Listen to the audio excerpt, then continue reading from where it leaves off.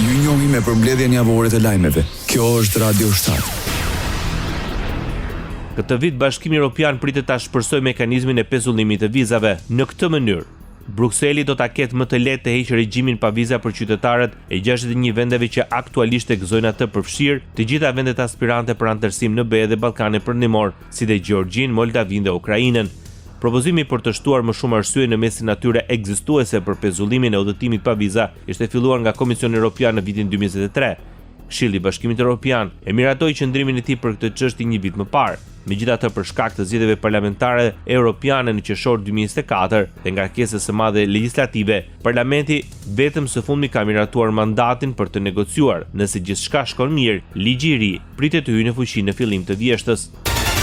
Brukseli paralajmëron Beogradin se mund të ndalojë anëtarësimin e Serbisë nëse presidenti merr pjesë në paradën e fitores më 9 maj në Moskë. Aleksandar Vučić ka marrë mbështetjen e Kremlinit në mes të protestave masive kundër qeverisë së tij gjatë muajve të fundit. Me herët ai ka deklaruar se ka folur me Putinin dhe ka planifikuar të shkojë në paradë. Edhe kryeministri slovak Robert Fico konfirmoi se do të marrë pjesë në paradën në Moskë. Zyra e kryeministrit hungarez Viktor Orban, i cili ka kundërshtuar vazhdimisht Bashkimin Evropian për mbështetjen ndaj Ukrainës, deri më sot ka deklaruar se nuk do të marrë pjesë. Në të do të mungojnë dhe presidenti turk dhe presidenti i Shteteve të Bashkuara të Amerikës, Donald Trump.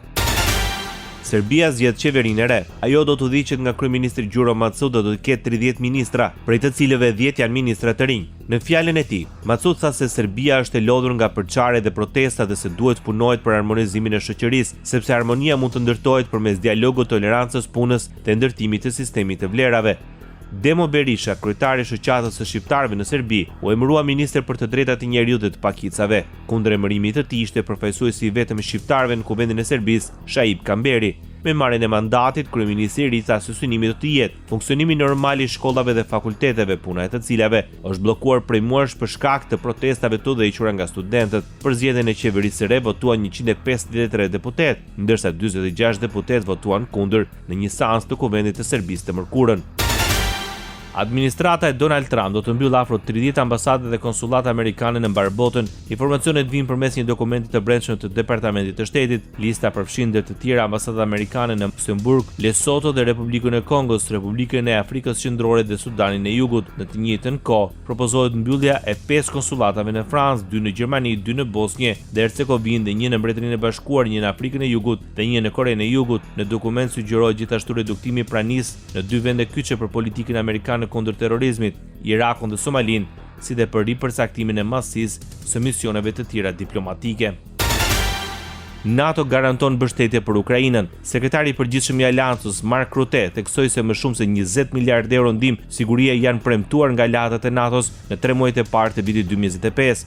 Rutte vizitoi Ukrainën të martën dhe u takua me presidentin e Ukrainës Volodymyr Zelensky në qytetin e Odesës. Të dy vizituan spitalin në Odesa dhe u takuan me ushtarë Ukrainës të plagosur. Vizita e tij erdhi disa ditë pasi 2 raketa balistike ruse goditën qytetin Sumi, duke vrarë të paktën 35 persona, përfshirë 2 fëmijë dhe plagosur 119 të tjerë. Shtetet e Bashkuara të Amerikës ka reduktuar vlerësimin e Kosovës për ndihmën e dhënë Ukrainës që nga pushtimi i Rusisë të vitit 2022 në rreth $100 miliardë nga $300 miliardë, raportoi Bloomberg News. Presidenti i Ukrainës Volodymyr Zelensky tha të martës se bisedimet me SBA në lidhje me një marrëveshje mineralesh janë pozitive dhe se priten më shumë takime. Muajin e kaluar, administrata Trump propozoi një marrëveshje të re më të zgjeruar për mineralet me Ukrainën. Marrëveshja kërkon që ajo të vendosë në një fond të përbashkët investimi të gjitha të ardhurat nga shfrytëzimi i burimeve natyrore nga ndërmarrjet shtetërore dhe private në të gjithë territorin e Ukrainës. Shtetet e Bashkuara të Amerikës paralajmërojnë për një tërheqje të mundshme nga marrëveshja për paqe ndërmjet Rusisë dhe Ukrainës. Sekretari amerikan i shtetit Marco Rubio paralajmëroi se presidenti amerikan Donald Trump do të tërhiqet brenda ditësh nëse nuk ka sinjale të qarta se mund të arrihet një marrëveshje. Ne nuk do ta vazhdojmë këtë përpjekje për javë e muaj të tërë. Duhet të përcaktojmë shumë shpejt. Kur them shumë shpejt, flas për çështje ditësh.